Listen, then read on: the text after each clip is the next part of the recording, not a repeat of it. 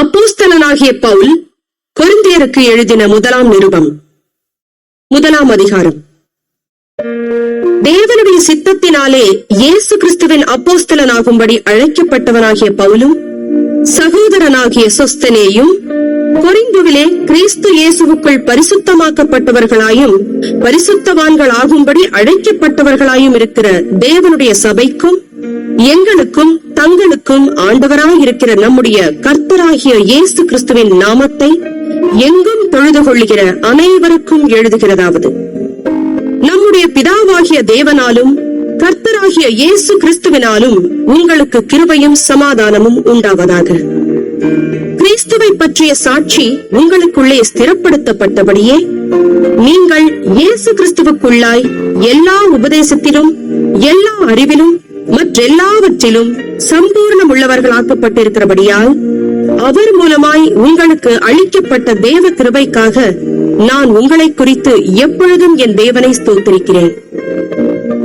அப்படியே நீங்கள் யாதொரு வரத்திலும் குறைவில்லாதவர்களாய் நம்முடைய கர்த்தராகிய இயேசு கிறிஸ்து வெளிப்படுவதற்கு காத்திருக்கிறீர்கள். நம்முடைய கர்த்தராகிய இயேசு கிறிஸ்துவின் நாளிலே நீங்கள் குற்றஞ்சாட்டப்படாதவர்களாய் இருக்கும்படி முடிவு பரியந்தம் அவர் உங்களை ஸ்திரப்படுத்துவார். தம்முடைய குமாரனும் நம்முடைய கர்த்தனுமாய் இருக்கிற இயேசு கிறிஸ்துவுடனே ஐக்கியமாய் இருப்பதற்கு உங்களை அழைத்த தேவன் உண்மையுள்ளவர். சகோதரரே, நீங்கள் எல்லாரும் ஒரே காரியத்தை பேசவும் பிரிவினைகள் இல்லாமல் ஏக மனதும் ஏக யோசனையும் உள்ளவர்களாய் சீர்பொருந்தி இருக்கவும் வேண்டுமென்று நம்முடைய கர்த்தராகிய இயேசு கிறிஸ்துவின் நாமத்தினாலே உங்களுக்கு புத்தி சொல்லுகிறேன்.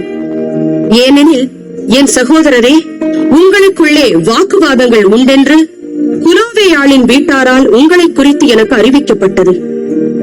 உங்களில் சிலர் நான் பவுலை சேர்ந்தவன் என்றும் நான் அப்போலோவை சேர்ந்தவன் என்றும் நான் கேபாவை சேர்ந்தவன் என்றும் நான் கிறிஸ்துவை சேர்ந்தவன் என்றும் சொல்லுகிறபடியால் நான் இப்படி சொல்லுகிறேன். கிறிஸ்து பிரிந்திருக்கிறாரா? பவுலா உங்களுக்காக சிலுவையில் அறையப்பட்டான்?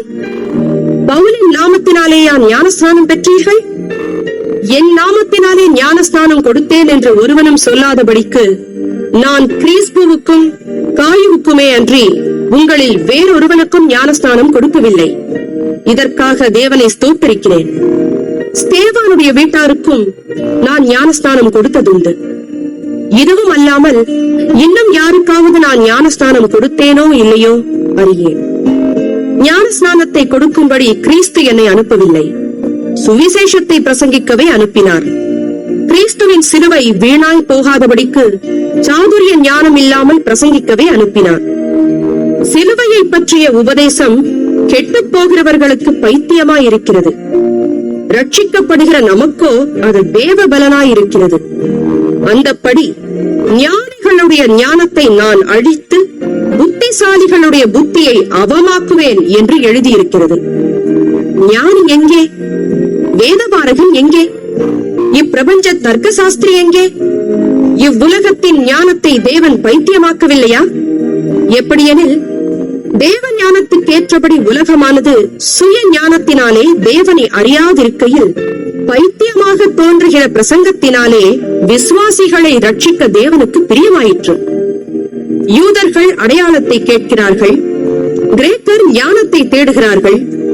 நாங்களோ சிலுவையில் அறையப்பட்ட கிறிஸ்துவை பிரசங்கிக்கிறோம். அவர் யூதருக்கு இடரலாயும் கிரேக்கருக்கு பைத்தியமாயும் இருக்கிறார். ஆகிலும் யூதரானாலும் கிரேக்கரானாலும் எவர்கள் அழைக்கப்பட்டிருக்கிறார்களோ அவர்களுக்கு கிறிஸ்து தேவ பலனும் தேவ ஞானமுமாயிருக்கிறார்.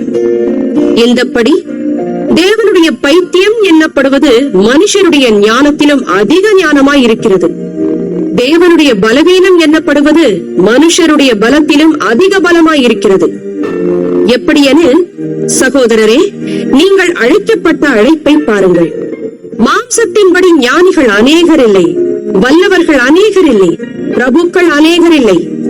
ஞானிகளை வெட்கப்படுத்தும்படி தேவன் உலகத்தில் பைத்தியமானவைகளை தெரிந்து கொண்டார். பலமுள்ளவைகளை வெட்கப்படுத்தும்படி தேவன் உலகத்தில் பலவீனமானவைகளை தெரிந்து கொண்டார். உள்ளவைகளை அவமாக்கும்படி உலகத்தின் இழிவானவைகளையும் அற்பமாய் எண்ணப்பட்டவைகளையும் இல்லாதவைகளையும் தேவன் தெரிந்து கொண்டார். மாம்சமான எவனும் தேவனுக்கு முன்பாக பெருமை பாராட்டாதபடிக்கு அப்படி செய்தார். அந்தப்படி நீங்கள் அவராலே கிறிஸ்து இயேசுவுக்குட்பட்டிருக்கிறீர்கள். எழுதியிருக்கிறபடி மேன்மை பாராட்டுகிறவன் கர்த்தரை குறித்தே மேன்மை பாராட்டத்தக்கதாக அவரே தேவனால் நமக்கு ஞானமும் நீதியும் பரிசுத்தமும் மீட்புமானார்.